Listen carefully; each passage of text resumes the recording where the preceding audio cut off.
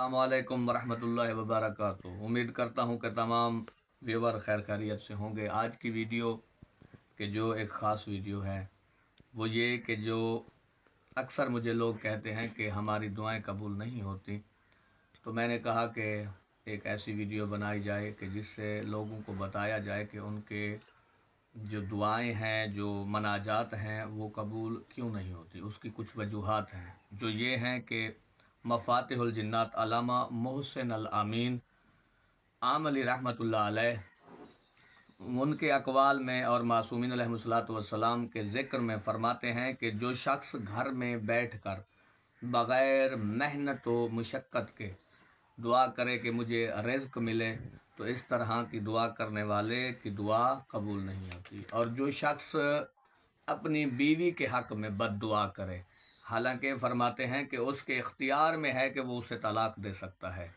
ایسے شخص کی بھی دعا قبول نہیں ہوتی۔ پھر فرماتے ہیں جو شخص قرض دار کے انکار پر، یعنی اگر کوئی قرضہ لینے آئے اور وہ انسان اسے قرضہ دینے کے بجائے اس کے حق میں بد دعا کرتا ہے، تو ایسے لوگوں کی دعا بھی قبول نہیں ہوتی۔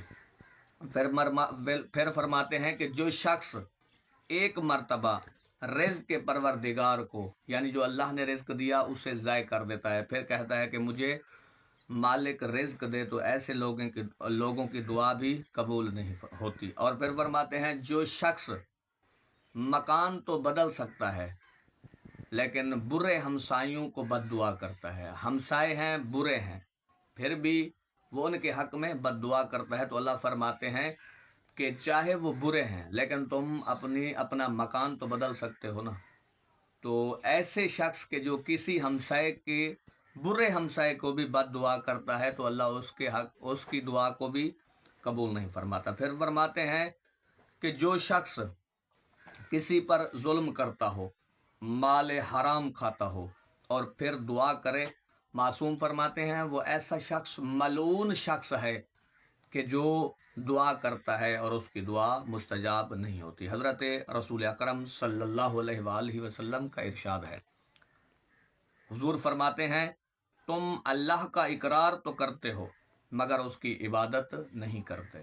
یعنی اس کی ایک وجہ یہ بھی ہے دعا قبول نہ ہونے کی کہ اللہ کا اقرار کرتے ہیں لیکن اس کی عبادت نہیں کرتے، ایسے شخص کی بھی دعا قبول نہیں ہوتی۔ پھر فرماتے ہیں قرآن مجید تو پڑھتے ہو لیکن اس کے احکام پر، اس کے حکم پر عمل نہیں کرتے۔ پھر فرماتے ہیں دعویٰ تو کرتے ہو کہ ہم حضرت محمد مصطفیٰ صلی اللہ علیہ وآلہ وسلم اور ان کی آل سے محبت رکھتے ہیں لیکن ان کی پیروی اور ان کی اتباع نہیں کرتے۔ پھر فرماتے ہیں تم دعویٰ شیطان سے عداوت اور دشمنی کا کرتے ہو مگر پیروی بھی اسی کی کرتے ہو۔ پھر فرماتے ہیں تم بہشت سے محبت کا دعویٰ تو کرتے ہو لیکن اس میں جانے والے عمل نہیں بجا لاتے۔ پھر حضور فرماتے ہیں تم جہنم سے ڈرنے کا دعویٰ کرتے ہو لیکن اپنے ناپسندیدہ اعمال کے باعث اپنے جسموں کو اس میں گراتے ہو۔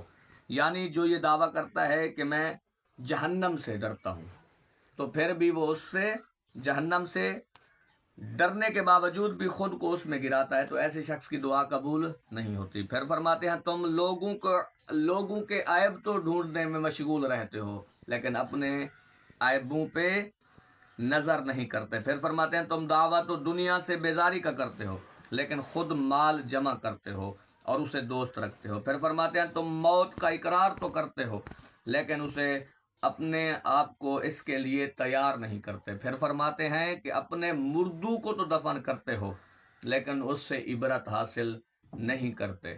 تو یعنی یہ جو وجوہات میں نے بتائی ہیں، جس شخص میں بھی کوئی ایک اس طرح کی وجہ ہوگی تو اس کی دعا قبول نہیں ہوگی۔ مالک ہمیں ان تمام برائیوں سے بچنے کی توفیق عطا فرمائے، اور ہمارے اس چینل کو سبسکرائب کریں ایسی اچھی ویڈیو دیکھنے کے لیے۔